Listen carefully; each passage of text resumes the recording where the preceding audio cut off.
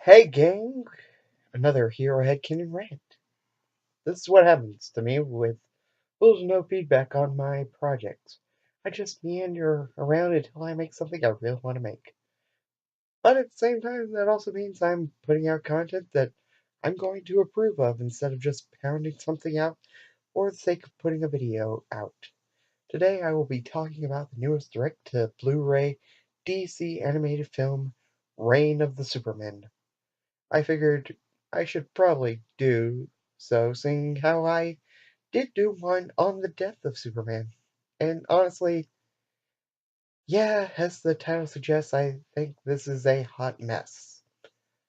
But an enjoyable one. As a southerner, my best comparison for this is biscuits and gravy. Yeah, it looks like a disaster, but man, if it ain't good eating. Maybe a good chili cheeseburger. I'm sorry.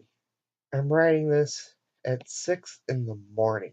Not as I'm waking up, but as not having been to sleep yet. And as someone that's a little hungry, so bear with me, y'all.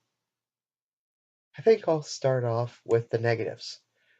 First off, in a similar vein to the death of Superman argument, wasting of the Justice League.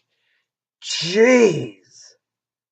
Seriously, gang, this is the best evidence of the problem with shared superhero universes because they honestly couldn't think of a creative way to write the League out of this film aside from them basically standing on a big X and getting taken off the board. Which would have been fine if they had did one of two things. Showed the League doing more stuff in the other realm they were sent to. Yes, that would increase the runtime, but holy crap! You were the ones who put them in the movie in the first place. You could have cut them out, and the film wouldn't have suffered much, if at all. Or option two, when you had Lex bring them back from Dimension Time Waster, have them actually be in a big battle with Cyborg Superman's cronies. Otherwise, again, what was the point of having them be there? In roughly 2 minutes, I thought of a good way to write most of the Justice League out. During her chat with Lois, all Wonder Woman had to say was, Batman has been dealing with a very intense situation in Gotham between the Joker, this new Batgirl that was teased at the end of Batman Bad Blood, I may remind you, and someone calling themselves Red Robin. Hey, if you are going to add Connor to this universe, at least give him one of his friends. Because Damian certainly ain't gonna have nothing to do with our lovable dweeb.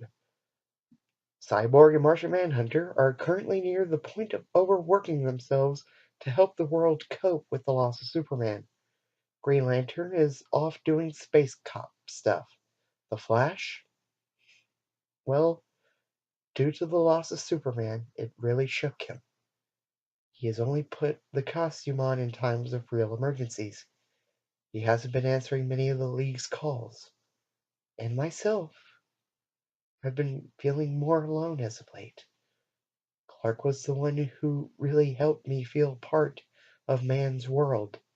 Again, I'm working back in this Wonder Woman Superman relationship that this universe has given us.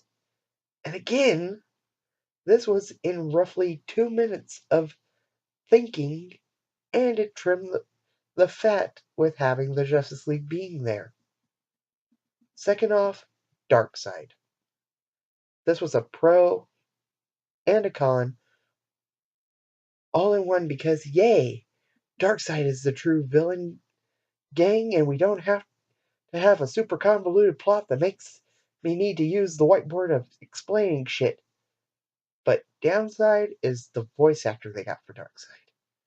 He was a great voice actor, and if this was a Super Friends version of Darkseid, he would fit great. but the voice actor, Tony Todd, was not the best fit for Darkseid. He honestly felt like a fill-in.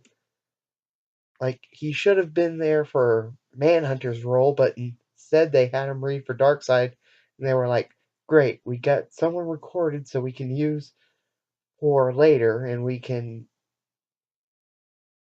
Oh, wait, we accidentally put it in the film. All the rest of our voice cast was great, but when it comes to Darkseid, I want the Hammer of God to voice him.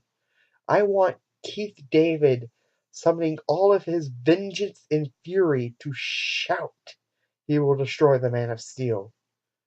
Or please get the man who voiced him in the Justice League cartoon from when I was a kid.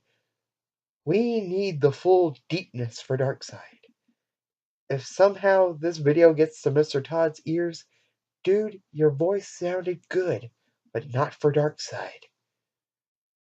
Worthy maybe of another villain like Brainiac or even Zod, but Darkseid? No. Sorry, good sir.